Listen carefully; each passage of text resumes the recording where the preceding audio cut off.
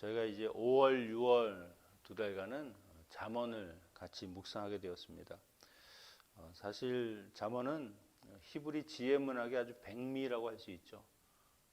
그 모든 히브리인들의 지혜와 또 그들이 어떤 삶의 모습들을 가지고 있는가 하는 것을 이 잠언서에 다 담아놓은 것이라고 볼 수 있습니다.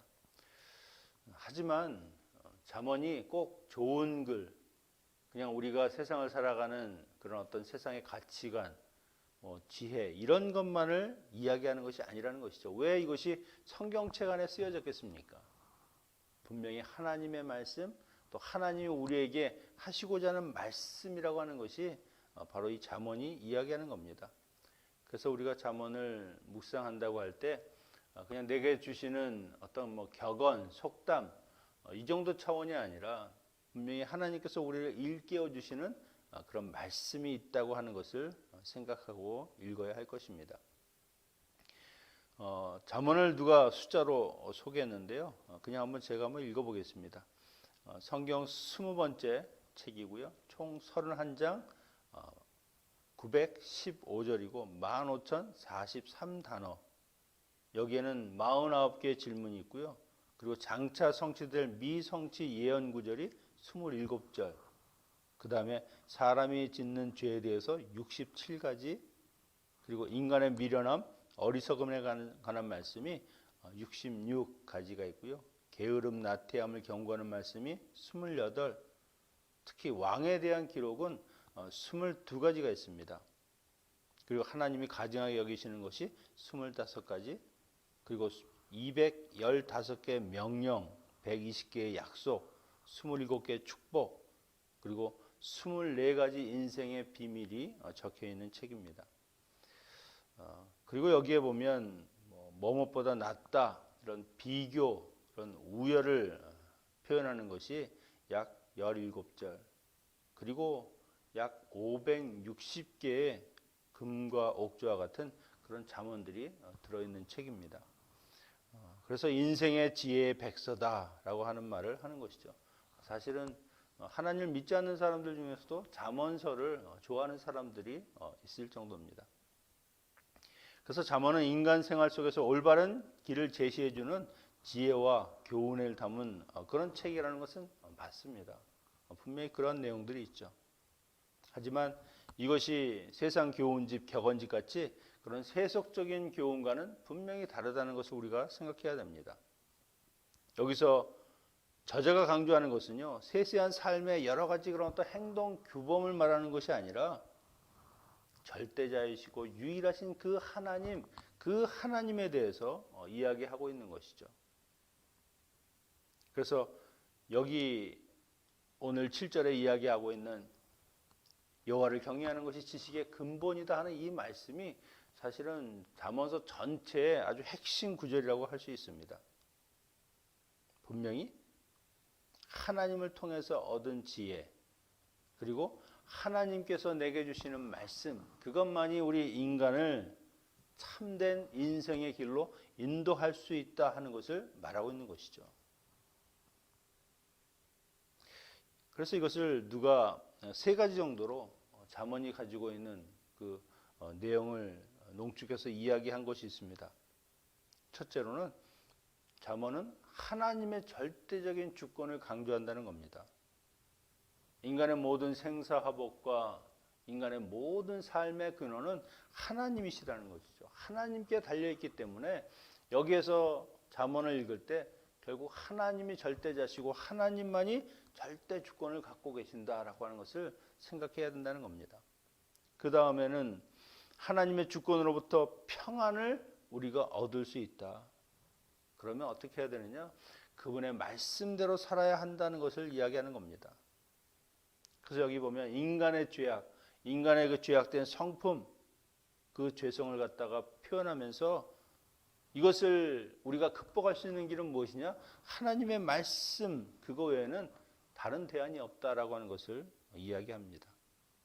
마지막으로 인간이 따라야 할 하나님의 말씀의 구체적인 내용이라고 하는 것은요, 개인적인 도덕적인 삶, 사회적인 정의라고 하는 것을 이야기합니다. 무슨 말이냐 하면 그 말씀을 듣고 나 하나에 그치는 것이 아니라 우리의 삶에 있어서 그것이 그대로 표현되고 그것을 통해서 하나님의 자녀라고 하는 것을 우리가 내 삶에서 나타내야 하는 것이 바로 이 잠언이라고 하는 겁니다. 구원은 오직 하나님께만 있는 것이구나. 그런 우리가 구속의 계시로서 잠언을 대해야 하는 것이 우리가 잠언을 바르게 읽는 방법일 것입니다. 오늘 본문 1절 7절은요. 오늘 이 전체 잠언의 머릿말에 해당하는 부분입니다.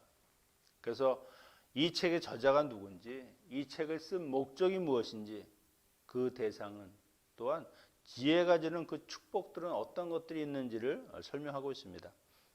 1절에 보니까 다윗의 아들 이스라엘 왕 솔로몬의 잠언이라. 솔로몬이 졌다는 것이죠. 그런데 솔로몬이 단독 저자는 아닙니다. 여기에 보면 그 안에 야굴, 아굴, 르무엘 이런 잠언도 섞여 있습니다. 하지만 이 대부분의 이야기가 솔로몬의 것으로 되어 있기 때문에 우리가 지혜하면 누굽니까? 솔로몬 왕이죠. 솔로몬 왕을 대표적인 이 책의 저자로 그렇게 소개하고 있는 겁니다. 우리가 솔로몬을 잘 알 겁니다. 열왕기상 3장에 보면 그가 1,000번제를 하나님께 드리고 나서 하나님이 그에게 찾아오시죠. 내가 무엇을 원하느냐? 그때 이 솔로몬이 지혜로운 마음을 종에게 주사 주의 백성을 재판하여 선악을 분별할 수 있는 그런 지혜를 구했습니다. 하나님께서 그 말씀을 듣고 감격해서 그가 구하지 않은 부와 명예까지도 함께 주셨다라고 기록되어 있는데 그의 지혜가 얼마나 뛰어난지 이방의 왕들, 다른 나라에 학식이 있다는 사람들이 그 솔로몬에게 와서 그 말 한마디 듣는 것, 그것을 그렇게 원했다는 것이죠. 실제적으로 솔로몬은요, 동식물 모든 것을 망라해서 지혜를 가졌다고 합니다. 이런 지혜의 대명사인 솔로몬 왕조차도 결국 하나님의 지혜에 의존하고 살고 있음을 우리가 볼 때 과연 나는 어떻게 살아야 하는가? 하나님의 지혜가 아니면 도저히 살아갈 수 없는 인간이라고 하는 것이죠. 그리고 그가 다윗의 아들 이스라엘 왕이라고 말하는 것은요, 이 하나님이 택하신 다윗, 그와 맺은 다윗 언약의 산물이라고 하는 것입니다. 그냥 솔로몬이 지었으니까 솔로몬의 글 이런 것이 아니라 하나님께서 다윗을 통해서 메시아를 보내실 것이라고 생각할 때 이것은 곧 하나님의 아들이신 그 메시아가 하는 말씀과 같다는 것이죠. 솔로몬 그러면 우리가 생각하는 것이 평화의 왕, 그 솔로몬 자체가 평화라는 뜻이 있죠. 예수님께서는 평강의 왕으로 이 땅에 오셨습니다. 지혜의 근본이신 왕, 그 그리스도, 솔로몬이 그 그리스도를 일부 예표하고 보여주시는 것이죠. 그리스도는 지혜가 있으신 분이시다. 여기서 솔로몬이 2절 6절에서는 잠언을 쓰게 된 목적에 대해서 이야기하는데 이 잠언의 기록의 목적은요. 하나는 아는 것, 그 다른 하나는 깨닫는 것입니다. 이 잠언이라고 하는 말 자체가 그 한문으로 보면 찌르다, 침 이런 뜻이 있습니다. 왜 찌릅니까? 찌르면 사람이 깨닫게 되죠. 놀라게 되죠. 그리고 또한 이 침이라고 하는 것은 치유의 목적도 있습니다. 하나님의 말씀이 그 사람에게 찔러 그를 깨우게 할 뿐만 아니라 그를 치유하는 그런 목적이 있기 때문에 잠언, 깨달음의 말이라고 하는 것이죠. 영어에서도 프로버브스라는 말을 쓰는데 이것이 무엇입니까? 미리 이야기하다. 한마디로 말해서 우리가 백신을 맞는 것이 바이러스가 들어올 때를 대비하는 것처럼 이 하나님의 말씀을 통해서 우리가 미리 각성하고 깨닫고 그래서 어떤 세상의 것이 들어온다 할지라도 능히 싸워 이길 수 있는 그런 면역력을 우리에게 키우게 한다는 것이죠. 죄 지은 사람들에게는 이 말씀으로 깨달아서 그가 죄를 깨닫게 하고 하나님 앞에 다시 회개하고 돌아오게 하지만 지혜가 있고 명철이 있는 사람이라 할지라도 이 하나님의 말씀을 들으면 그 지혜가 더욱더 넓어지고 더 깊어지고 그런 역할을 이 잠언이 한다는 것을 우리가 알 수 있습니다. 베드로가 설교했을 때 많은 그 유대인들이 이런 말을 했죠. 너희가 십자가에 못 박은 그 예수 그리스도, 그분을 너희가 어떻게 했느냐? 그분은 하나님의 아들이고 그리스도이시다라고 했을 때 그들이 마음에 찔려 우리가 어찌할꼬, 베드로가 회개하고 예수님의 이름으로 세례를 받고 죄사함을 받아라. 말씀의 역할이 그런 것입니다. 전혀 말씀을 듣지도 않고 뭘로 찔러도 바늘도 안 들어갈 것 같은 그 유대인들에게도 하나님의 말씀이 비춰지니까 우리가 어찌할꼬 하는 그런 애통함과 간절함이 있고 결국 하나님 앞으로 다시 돌아오는 그런 역할을 하게 되는 것을 볼 수 있죠. 그러니까 말씀이라고 하는 것이 얼마나 중요한가 하는 것을 우리가 생각해 볼 수 있습니다. 3절에 보면 이 잠언의 역할이 지혜롭게 공의롭게 정의롭게 정직하게 행할 일에 대하여 훈계받게 하며, 공동번역으로 읽으면은요, 교육으로 사람을 깨우쳐 무엇이 옳고 바르며 떳떳한지 헤아리게 하려는 것이다. 잠언의 말씀을 통해서 그가 자신을 훈련할 뿐만 아니라 인격적으로도 성숙하고요, 지혜로운 삶을 살 수 있도록 모든 사람들 앞에서 부끄러움 없이 그렇게 살아갈 수 있도록 만드는 것이 바로 이 잠언이라고 하는 것입니다. 말씀을 바르게 듣고 말씀을 바르게 묵상하면 우리의 삶은 지혜와 공의와 정의와 정직한 삶이 될 수 있다는 것이죠. 그래서 어떤 분들 보면 이 잠언이 31장이거든요. 그래서 매일 한 장씩, 또 한 달이 끝나면 그 다음 달에 또 1장부터 이렇게 매일마다 이렇게 한 달에 한 번씩 보는 분들도 있다고 합니다. 그것을 통해서 그의 삶이 하나님 앞에 그 말씀으로 깨끗하게 정화되어가는 그런 변화되는 삶을 살 수 있는 기회가 되는 것이죠. 4절에 보면 어리석은 자, 젊은 자, 이 두 말은 인생의 경련이 짧은, 그리고 실수하기 쉬운 사람들이라고 하는 겁니다. 혈기는 왕성하고 또 어리석으니까 분별이 안 되고, 이런 사람들에게는 이 잠언을 통해서 깊이 생각할 수 있게 하고, 비록 나이는 젊을지라도 삶을 분별하고 그리고 상황을 제대로 판단할 수 있는 그런 능력을 준다는 것이죠. 지혜 있고 명철 있는 사람, 그런 사람들은 잠언의 말이 무슨 필요가 있나, 이미 다 갖췄는데 라고 생각할 수 있지만, 오히려 그들이 알고 있는 지혜와 그 명철이 바르게 쓰여지기 위해서는 하나님의 말씀이 더해져야 되는 겁니다.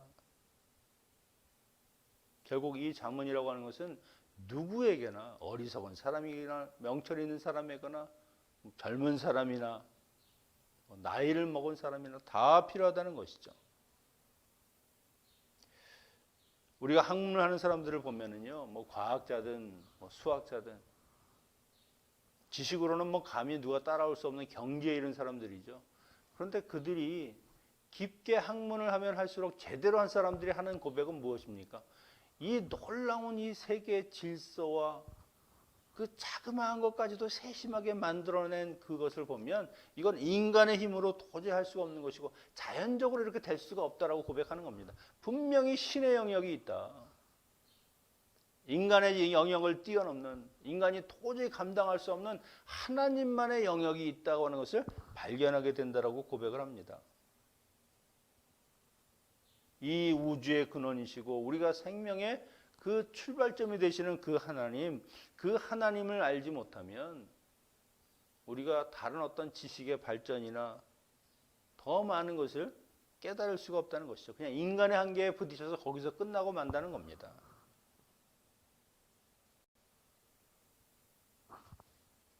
이런 것을 통해서 인간이 얼마나 유한한가, 하나님은 얼마나 위대하신가 하는 것을 깨닫게 되는 것이죠.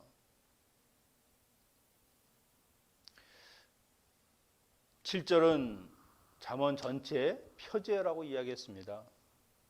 여호와를 경외하는 것이 지식의 근본이거늘 미련하는 자는 지혜와 훈계를 멸시하느니라. 여러분, 지식, 지혜와 같은 말입니다. 여기서는 이 지혜는요, 하나님을 경외하는 데서 나온다는 겁니다. 하나님에 대한 경외, 그 두려움, 그 두려움으로 인한 존경심, 그것이 모든 지식의 출발점이고 가장 중요한 부분이라고 하는 것이죠. 그리고 또한 하나님을 경외한다는 것은요, 하나님을 사랑하고 존경하면서도 그에 대해서 마땅히 가져야 할 그 피조물로서의 그 겸손한 태도를 취하는 것, 그것이 경외함입니다. 솔로몬이 특별히 자기가 체험한 그 인생의 경험을 통해서 지혜책을 썼죠. 전도서 같은 경우는 그의 인생의 그 노년기에 썼다고 하고요. 그래도 이 잠언서는 좀 젊었을 때 썼지 않을까라고 이야기를 합니다. 그가 하나님을 어떻게 깨달았습니까? 아쉬운 것이 없이 살았습니다. 세상에 가장 많은 부와 명예와 영화도 누려봤고요. 지혜도 누려봤고. 그런데 그의 삶에서 한 가지 미싱한 것이 있다고 하면 바로 하나님을 경외하지 않았다는 겁니다. 자기가 하고 싶은 대로 오히려 하나님이 주신 그 지혜를 가지고 교만하게 썼기 때문에 하나님이 무서운 줄을 모르는 것이죠. 애굽의 바로의 딸과 결혼을 하고 수많은 이방 여인을 아내로 두고 그들이 가지고 온 그 신까지도 다 허용을 하는 겁니다. 산당을 짓고 우상을 숭배하고 온 나라가 우상으로 뒤덮였죠. 하나님이 지혜를 주신 것은 분명히 하나님을 바르게 섬기라고 해서 주신 것인데 하나님을 경외하는 그 마음이 빠지니까 그 지혜가 자신을 망치고 나라를 망치는 겁니다. 여러분, 아무리 학식이 뛰어나면 뭐합니까? 부모를 공경하지 않고 이웃을 사랑하지 않으면 그냥 불효자고 그냥 그렇게 악한 사람일 뿐이라는 것이죠. 삶이 따라주지 않는 지혜는 소용이 없습니다. 삶이 따라준다는 것은 무엇입니까? 하나님을 경외할 때, 하나님을 두려워할 때 우리가 삶에 어긋나는 길을 가지 않고 오직 바른 길을 갈 수 있는 것이죠. 하나님이 없는 지식, 그것은 사람을 불신으로 나아가게 할 것이고요. 그냥 의혹과 방황에 빠뜨릴 뿐입니다. 전도서 12장 13절에 보면 하나님을 경외하고 그 명령을 지킬지어다. 이것이 사람의 본분이니라. 솔로몬이 자기의 인생을 돌아보면서 쓴 말입니다. 하나님을 경외하고 그 명령을 지킬지어다. 이것이 사람의 본분이다. 내가 이것을 하지 않아서 결국 내 인생이 그렇게 허망하게 그렇게 끝나게 되는 것이 아닌가라고 고백하는 자전적인 이야기죠. 그래서 여러분, 성경에서 말하는 지혜 있는 자, 이걸 다른 말로 하면 하나님을 경외하는 자라고 하는 겁니다. 학식과 그의 여러 가지 인생의 연륜을 이야기하는 것이 아니죠. 어리석은 자, 하나님을 경외하지 않는 자, 결국 죄를 범한다는 것이 무엇입니까? 하나님을 경외하지 않는 것이 곧 죄라는 것이다. 결론적으로 말해서 오늘 이 잠언의 이 서문은요, 지혜라고 하는 것은 단순하게 세상을 살아가는 인간의 처세술을 이야기하는 것이 아니고 도덕적인 삶만을 강조하는 것도 아닙니다. 잠언은 반드시 절대자이신 그 하나님과 연결이 되고 하나님 중심의 그 신본주의적인 삶을 살아가고자 할 때 그 삶의 원리가 되어주는 말씀입니다. 다시 말하면 성경적인 지혜라고 하는 것, 여호와 하나님을 창조주고 역사의 그 주관자로 인정하고 그 뜻에 따라서 순종하는 삶을 살아가는 그 자세를 가지는 것, 그것이 바로 성경에서 말하는 지혜라고 하는 것이죠. 우리가 지혜가 없으면 하나님을 경외하거나 하나님의 말씀을 모르면 결국 하나님의 자녀다운 삶을 살아갈 수가 없다는 겁니다. 지혜를 멸시하는 자, 하나님을 멸시하는 자는 결국 어리석고 미련하고 그냥 헛된 인생을 살아가게 될 뿐이라는 것이죠. 앞으로 2달 동안 저희가 잠언서를 묵상하면서 하나님이 내게 깨우쳐 주시는 말씀, 때로는 나를 찌르는 그 말씀을 통해서 우리의 삶의 방향이 바뀌고 하나님께서 내게 주시는 온전히 하나님을 경외하며 하나님의 지혜로 가득 찬 그런 우리들이 되시기를 축원합니다. 기도하겠습니다.